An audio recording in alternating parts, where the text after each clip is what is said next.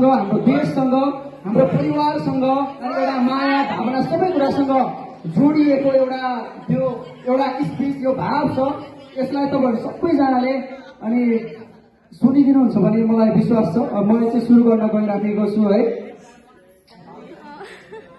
आज हामी यहाँ उभिँदा हाम्रो मन धेरै कुराले भरिएको छ, खुसी पनि छ, तर त्योभन्दा धेरै मन भारी छ।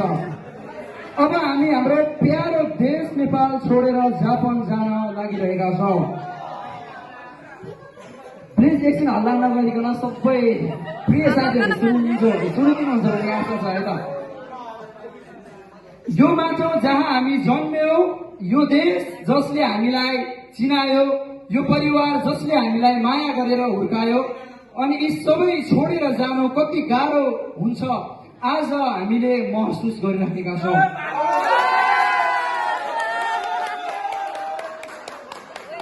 आमा बुबाको माया, घरको न्यानोपन, यी सबै कुराको सधैँ हाम्रो मनमा रहिरहनेछ र हाम्रो देश नेपाल, हाम्रो पहिचान, हाम्रो गौरव टाढा भए पनि हाम्रो साहस सधैँ नेपाल रहनेछ।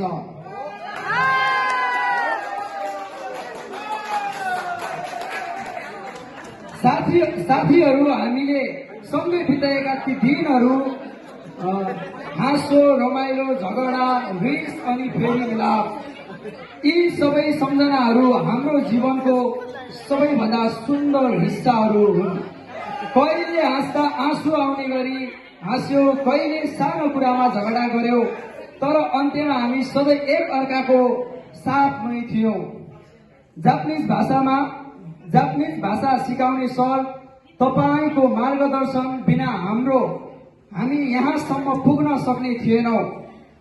तर तपाईले हामीलाई भाषा मात्र होइन, जीवनको बाटो देखाउनु भयो र सायद हामी मध्ये कसैलाई मन पराएका थियौं होला, कसैले आफ्नो प्रेम, आफ्नो मान्छे यहाँ छोडेर जाँदैछौं होला। त्यो माया, त्यो भावना आज हाम्रो मनमा अझै